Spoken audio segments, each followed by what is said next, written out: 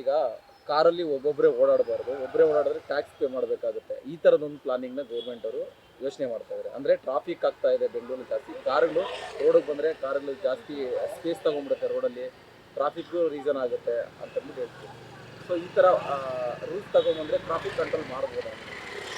Sir, Bengaluru traffic ಕಾರಣ ಆಗ್ತಾ ಇರೋದಂದರೆ ಹಳೆ ವೆಹಿಕಲ್ ಏನಿದೆ ಗೊತ್ತಿಲ್ಲ. ಈಗ ಹಳೆ ವೆಹಿಕಲ್ಲು ಏನು ರೋಡಲ್ಲಿದೆ ಅದನ್ನು ಕಂಟ್ರೋಲ್ ತರಬೇಕು.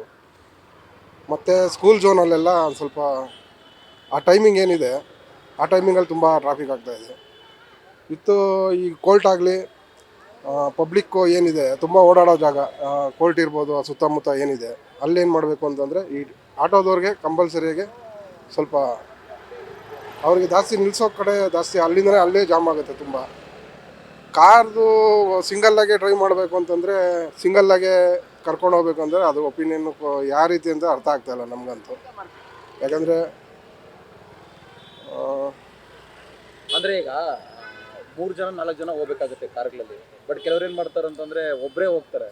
ಸೊ ಅವ್ರು ಕಾರ್ ತೊಗೊಂಡ್ಬರ್ತಾರೆ. ಒಂದು ಮನೇಲಿ 2 ಕಾರ್ 3 ಕಾರ್ ಇಟ್ಟಿರ್ತಾರೆ. ಅಂದರೆ ಒಬ್ಬೊಬ್ಬರೇ ಓಡಾಡೋದು 2-3 ಕಾರ್ ಇಟ್ಟು ರೋಡಲ್ಲಿ ಬಂದರೆ ಟ್ರಾಫಿಕ್ ಜಾಸ್ತಿ ಆಗುತ್ತೆ. ಎಲ್ಲ ಟ್ಯಾಕ್ಸ್ ಪೇ ಮಾಡೇ ಬಂದಿರ್ತಾರಲ್ಲ ಸರ್. ಅಲ್ಲೂ ಸೆಂಟ್ರಲ್ಲೂ ಕಟ್ಟಿರ್ತಾರೆ, 1 ಲಕ್ಷದಿಂದ 1.5 ಲಕ್ಷ 2 ಲಕ್ಷ ಅಲ್ಲೂ ಕಟ್ಟಿ ಇಲ್ಲೂ ಕಟ್ಟಿ ಬಂದಿರ್ತಾರೆ. ಈಗ ಒಬ್ಬೊಬ್ಬರೇ ಅಂತಂದರೆ ಅವ್ರ ಕೆಲಸ ಇರೋದು ಸಿಂಗಲ್ ಆಗಿರುತ್ತೆ, ಅವ್ರು ಹೋಗ್ತಾರೆ. ಅನ್ನೆಸರಿ ಏನಕ್ಕೆ ಮನೆಯವರೆಲ್ಲ ಕರ್ಕೊಂಡು ಓಡಾಡಬೇಕಾಗತ್ತೆ ಸುಮ್ಮನೆ ಯಾರು ಓಡಾಡ್ತಾರೆ ಸರ್? ಈಗ ಅವ್ರದ್ದೇನಿದೆ ಆಫೀಸು ಮನೆ ಸಿಂಗಲ್ ಓಡಾಡೋರ್ಗೆ ಹೇಳ್ತಾರೆ. ಅದು ಅವ್ರದ್ದೇನಿದೆ ಅವ್ರು ಹೋಗ್ತಾರೆ ಬರ್ತಾರೆ. ಅವ್ರು ಸ್ಟಾಫ್ನ ಕರ್ಕೊಂಡು ಹೋಗೋಕ್ಕಾಗತ್ತೆ? ಏನು ಕರ್ಕೊಂಡು ಹೋಗೋಕ್ಕಾಗತ್ತೆ? ನೀವು ಎಷ್ಟು ವರ್ಷದಿಂದ ಕಾರ್ ಓಡಿಸ್ತೀರಾ? ನಾನು 20 ವರ್ಷದಿಂದ ಬೆಂಗಳೂರಲ್ಲೇ ಸರ್. 2005ಇಂದ ಓಡಿಸ್ತಾ ಇದ್ದೀನಿ. ಅದು ಖಂಡಿತ ಒಳ್ಳೆಯದೇ ಆಗುತ್ತೆ, ಟ್ರಾಫಿಕ್ ಕಂಟ್ರೋಲು ಆಗುತ್ತೆ. ಈ ಒಬ್ಬೊಬ್ಬರೇ ಓಡಾಡೋರು ಅದನ್ನು ಅರ್ಥ ಮಾಡ್ಕೋಬೇಕು. ಟ್ರಾಫಿಕ್ಕು ಅವರೇ ಫೇಸ್ ಮಾಡಿರ್ತಾರೆ, ಅವರೇ ಅರ್ಥ ಮಾಡ್ಕೋಬೇಕು. ನಾವು ಅಟ್ಲೀಸ್ಟು ಬೇರೆಯವ್ರಿಗೆ ಡ್ರಾಪ್ ಆದರೂ ಕೊಡೋದಾದರೂ ಇದಾಗತ್ತೆ, ಕೆಲವ್ರಿಗೆ ಹೆಲ್ಪ್ ಆಗುತ್ತೆ, ಖಂಡಿತ ಹೆಲ್ಪ್ ಆಗುತ್ತೆ. ಅಂದರೆ ಈಗ ಕಾರಲ್ಲಿ ಓಡಾಡ್ತಾರೆ ಏನಂತಾರೆ ಅಂದರೆ ನಮಗೆ ಫಸ್ಟ್ ಆಫ್ ಆಲ್ ರೋಡ್ ಸರಿ ಇಲ್ಲ, ಗುಂಡಿಗಳು ಸರಿ ಇಲ್ಲ. ಸೊ ನಮಗೆ ಆರೋಗ್ಯನೂ ಸರಿ ಇಲ್ಲ, ಧೂಳು ಇರುತ್ತೆ. ನಾವೊಂದು ನಮ್ಮ ಸೇಫ್ಟಿಗೋಸ್ಕರ ನಾವು ಕಾರ್ಗಳು ಓಡಾಡ್ತೀವಿ ಅಂತ ಹೇಳ್ಬಿಟ್ಟು ಹೇಳ್ತಾರೆ. ಅಲ್ಲ, ಬರೀ ನಿಮ್ಮದು ಮಾತ್ರ ನೋಡೋದು ಮತ್ತು ಸರ್ಕಾರದ ಮಾತ್ರ ಬ್ಲೇಮ್ ಮಾಡೋದಲ್ಲ, ನಾವು ಸರ್ಕಾರಕ್ಕೆ ಸಪೋರ್ಟ್ ಮಾಡಬೇಕು ಅಲ್ವಾ?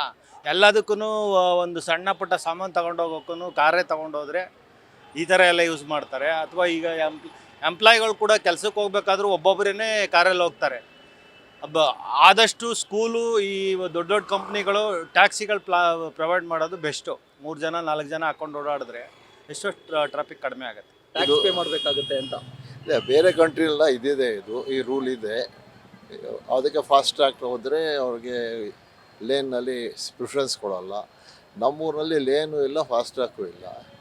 ಸೊ ನಾವು ಜನ ಒಪ್ಕೊಂಡ್ರೆ ಸ್ವಲ್ಪ ಕಡಿಮೆ ಆಗ್ಬೋದು. ತುಂಬ ಆಗೋಲ್ಲ, ಎಲ್ಲರೂ ಮಾಡಲ್ಲ ಇದನ್ನು ಅಷ್ಟೇ.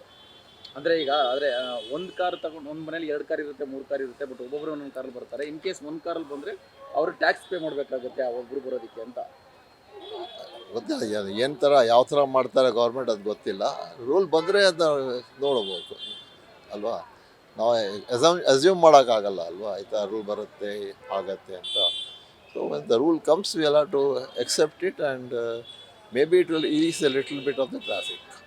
ಇನ್ನೊಂದು ಸ್ವಲ್ಪ ಜನ ಹೇಳ್ತೀರಿ ಸರ್, ಅಂದರೆ ಫಸ್ಟ್ ರೋಡಲ್ಲಿ ಗುಂಡಿಗಳು ಮುಚ್ಚಿ ರೋಡ್ ತುಂಬ ಚೆನ್ನಾಗಿ ಮಾಡಿಕೊಡಿ, ಫುಟ್ಪಾತ್ಗಳನ್ನೆಲ್ಲ ಕ್ಲಿಯರ್ ಮಾಡಿಸಿ, ಆಗ ಈ ಥರ ರೂಲ್ಸ್ ಎಲ್ಲ ಮಾಡಿ ಅನ್ನೋದು. ಅದೆಲ್ಲ ಮಾಡಿನೂ ಇಲ್ಲ. ಈ ಕರಪ್ಷನ್ನಲ್ಲಿ ಏನು ಮಾಡೋಕ್ಕಾಗಲ್ಲ. It's A waste of argument and waste of suggestion.